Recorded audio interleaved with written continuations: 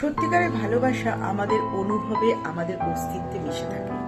তুমি যদি সেই ভালোবাসাটাকে অনুভবই না করতে পারো, না ফিলই করতে পারো, তাহলে আমি বলবো তুমি কিন্তু একটা ভুল ভালোবাসায় আছো। সে মানুষটা কাছে আছে না তোমার থেকে দূরে আছে সেটা কিন্তু ম্যাটার করে না। ম্যাটার করে সে যেখানেই থাকুক তুমি তাকে কতটা অনুভব করতে পারছো, তুমি তাকে কতটা ফিল করতে পারছো।